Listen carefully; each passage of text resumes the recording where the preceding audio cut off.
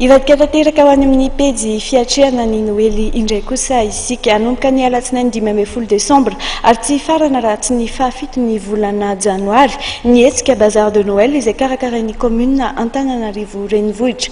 Nisy ny lamina samihafa napetraka mba ho tanteraka ampilaminana izany. Toy ny isan-taona dia mikarakara bazar de Noël ny eto anivon'ny fiadidinan'ny tanàna Antananarivo renivohitra mba ho fanomanana ny fiatrehan'ny fetin'ny Noël sy ny taom-baovao ankafaliana sy ampitoniana.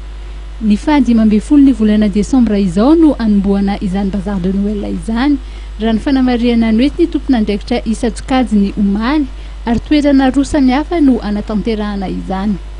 Dia misy anankiroa no mikarakara anazy indray eo Mahamasina raha tsy efa mazatra-tsika hatramin'izay ary ny iray kosa eo Analakely amin'ny Esplanade. Dia ny Esplanade dia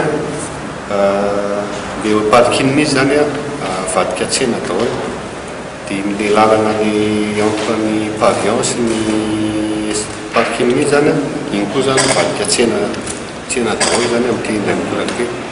Dia ny fandaminana misy fiarahamiasa amin'ny polisy municipale izay ratsamangaka rehetra atao anatin'ny commune sy ny momba ny tsena zany dia mpitazantsika eo daholo amin'ity indray mikoraka ity na Mahamasina ty na Analakely. Fantatra fa ametrahana olona maro avy amin'ny polisy munisipaly sy ny polisy nasionaly ary tompon'andraikitra ao amin'ny boriboritany ireo toerana mampigalabona ireo mpivarotra amoron-dalana. Tanjona ny andamina ny fifamoivoizana ary anomboka amin'ny herinandro izany asa izany. Zava-dehibe raha ny voalazan'ireo déléguen'ny boriboritany ny fahadiovana. Araka ny fantatritsika dia aloha ifaraja amin'ny toerantsika zany ny mpivarotra araka ny hatramin'izay ohatrany hoe tokony madio ny toerana vao miala eo mpivarotra.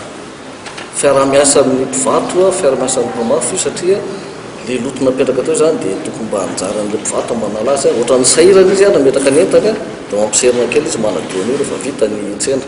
Izay no mampety ny fiarah-miasa rehetrarehetra satria manahirana be raha ohatra hoe loto be no apetraka eo nefa tsy diovina dia mba afatra zany manareo mpivarotra alohan'ny alana tompoko dia mba diovina ny toerana satria misy toerana anahirinan'ireny. Ndraikitry ny arrondissement no an'io satria fa misy tompon'andraikitra ny tsena ampandaminana rehetra fa ny arrondissement dia mba hitandro an'izay fahadiovan'izay. Dia izay nahatonga ny délégué primaire moa manafatra hitobizana io amin'ny mpivarotra. Mikasika ny fandriampahalemana indray dia ninaza ireo mpikarakara fa tsy nisy atahorana satria dia anao ny fandaminana eny an-toerana mandritr'ireo andro ireo ny eo anivon'ny polisy nasionaly sy ny polisy munisipaly. Voalaza fa ny mpamonjy vona ihany koa dia efa vonona tanteraka amin'ny mety ho fiavian'ny loza sy ny vona rehetra.